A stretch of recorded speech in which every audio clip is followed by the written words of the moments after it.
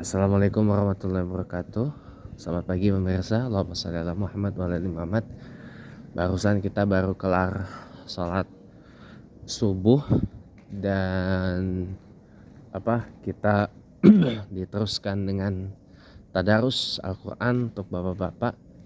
Sayangnya tidak banyak yang mengikuti karena kalau pagi-paginya pada sibuk dengan kegiatan zikir pagi, ya, sibuk dengan kegiatan zikir pagi.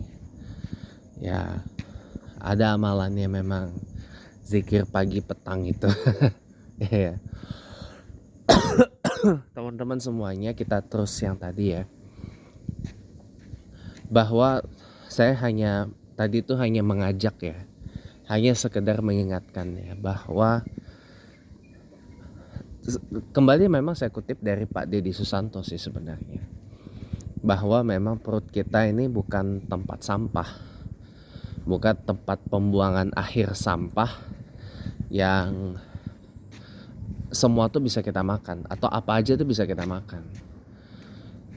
Teman-teman ya, saya mau kasih tahu Anda, ada orang yang memiliki alergi dan sensitivitas ketika mengkonsumsi makanan tertentu. Gak usah jauh-jauh, saya sendiri aja deh contohnya. Saya sendiri ini adalah orang yang alergi dengan udang.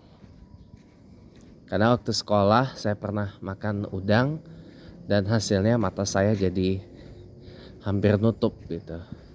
Dan itu memerlukan waktu seminggu untuk penyembuhannya.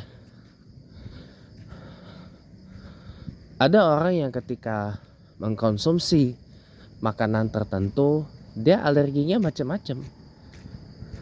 Ada orang alergi susu yang mungkin kulitnya bisa gatal-gatal. Ada orang yang ketika makan makanan tertentu reaksinya bisa macam-macam.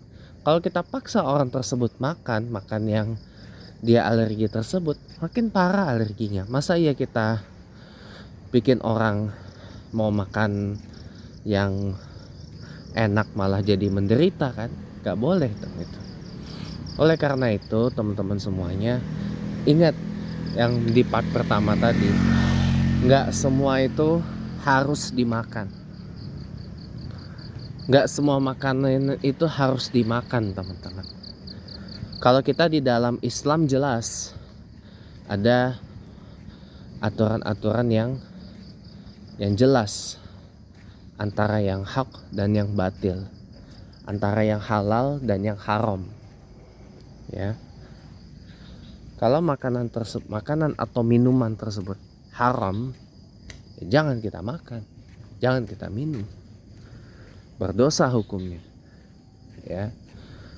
Contohnya, kita umat Islam gak makan babi, gak makan pork, gak makan lard, ya kan? Dan gak minum minuman yang beralkohol, ya, seperti wine, anggur asam yang beralkohol, ya masuknya dalam khamr. Kita tetap hidup kok, kita tetap hidup, ya, kita tetap hidup. Kayak tadi di part pertama saya bilang, ya, orang Judaism juga sama. Mereka punya batas-batasan kalau soal makanan dan minuman. Bedanya kalau kita umat Islam nyebutnya halal, mereka nyebutnya kosher. Ya. Tapi buktinya mereka tetap hidup kok. Walaupun ada batas-batas makan minuman tertentu yang ditentukan oleh kosher, ya. Dan mereka pada umumnya juga nggak makan babi dan nggak minum minuman yang beralkohol, ya. Mereka tetap hidup kok, orang Judaism itu. Ya, sama halnya kayak orang India atau orang Hindu Bali, mereka gak makan daging sapi, tetap hidup kok. Orang vegan makan sayur tok, ya, mereka tetap hidup. Ya, hewan ada yang ada yang herbivora, makannya hanya tumbuh-tumbuhan aja atau hanya rerumputan aja, gak makan daging, tetap hidup.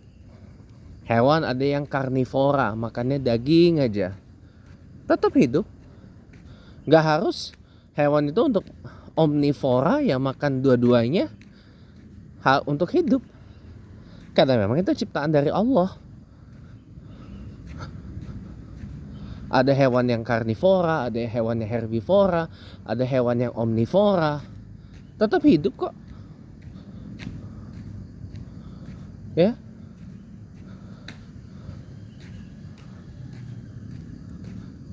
Tetap hidup. Ya, walaupun tetap hidup. Atau spesifiknya deh, kalau omnivora kan pemakan semua.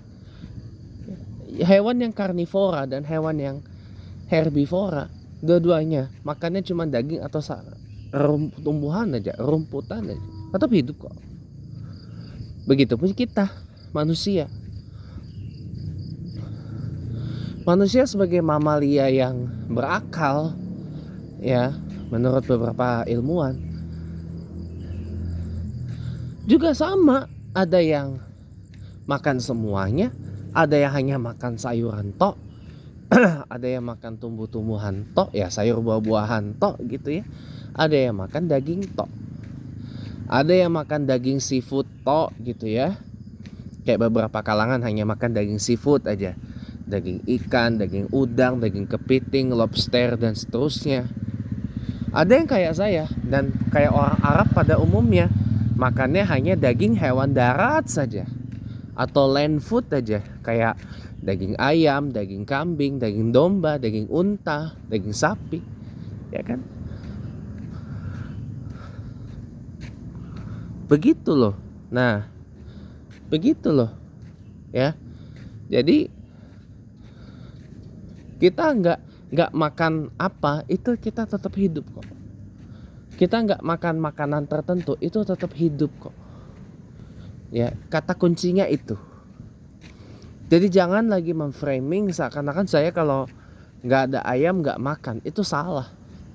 Saya kalau nggak ada ayam bisa makan telur, bisa makan tempe, bisa makan tahu, makan sayur, ya, nggak apa-apa. Memang saya butuhnya. Kalau sayur apa? Mengandung vitamin, mengandung kalsium, mengandung gizi. Telur mengandung protein. Telur, tempe, tahu bisa mengandung apa? Mengandung protein. Dagingnya memang mengandung lemak yang dibutuhkan oleh tubuh. Cuma kalau sampai lemak berlebih, itu kadar dagingnya yang harus disesuaikan. Disesuaikan dengan apa? Disesuaikan dengan kebutuhan. Tadi kan saya bilang, kenapa orang mengidap penyakit kolesterol, mengidap penyakit diabetes, mengidap penyakit asam lambung, GERD, ya, mengidap penyakit asam urat, ya karena salah makan, salah pikir. Makannya nggak sesuai dengan kebutuhan. Makanya kan saya kasih judul, makan sebutuhnya dan jangan berlebihan. Bukan secukupnya, sebutuhnya. Kalau makan sebutuhnya, udah pasti dia tahu mana kadar cukup. Dia tahu mana cukup secukupnya. Ya. Karena kalau makan secukupnya disangkanya orang makan banyak baru cukup gitu ya. Makan sebutuhnya, teman-teman. Ya.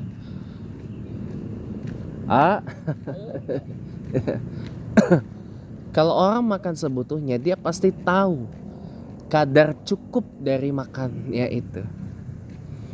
Seberapa cukup kebutuhan untuk dia makan itu. Ya. Gak perlu, orang dirasa gak perlu makan banyak. Ya. Tapi kenyang karena dia butuhnya makan hanya porsinya segitu, sedikit. Tapi ada juga orang yang butuh makannya banyak, baru cukup. Yang penting apa? Jangan berlebihan. Ya. Jangan berlebihan. Kalau kata Rasulullah, berhentilah sebelum kenyang. Makanlah sebelum lapar, berhentilah sebelum kenyang. Jadi kalau kita butuhnya apa, itu yang kita makan. Contoh, kita butuh karbohidrat. Karbohidratnya berapa dulu kadarnya? Karena kalau kelebihan karbohidrat, apalagi karbohidrat itu mengandung gula, resiko kena diabetesnya gede. Atau jangankan resiko kena diabetes, resiko penyakit gulanya gede. Hati-hati. Ya. Hati-hati, teman-teman. Hati-hati. Itu yang pertama. Yang kedua, ya. Yang kedua, kalau kita makan daging dalam jumlah yang lebih dari kebutuhan, ya kayak saya ini perutnya bisa gede. Kalau jangan mungkin perut saya bisa gede mungkin. Apa? Karena lemak berlebih. Lemak berlebih itu bisa menimbulkan apa? Satu, obesitas. Ya. Yang kedua, akan mudah kena kolesterol. Ya. Jadi makan sebutuhnya. Lemak pun juga kita butuh lemak, tapi kadarnya diukur. Seberapa butuh, ya. Jadi makan sebutuhnya dan jangan berlebihan. Dan ingat, sebaik-baiknya makanan, sesehat-sehatnya makanan, sebergizi-bergizinya makanan, kalau didapat dari sumber yang tidak halal, nggak akan ada artinya.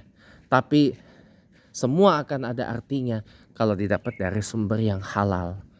Ya, jadi ya, makan 4 sehat 5 sempurna, yang penting halal. Ya, ingat sekali lagi, perut kita bukan tempat pembuangan akhir sampah maksud saya. Bukan TPA, bukan tempat pembuangan sampah. Ya. Gak semua harus dimakan. Ingat, makan sebutuhnya dan jangan berlebihan. Wassalamualaikum warahmatullahi wabarakatuh. Selamat beraktivitas semuanya.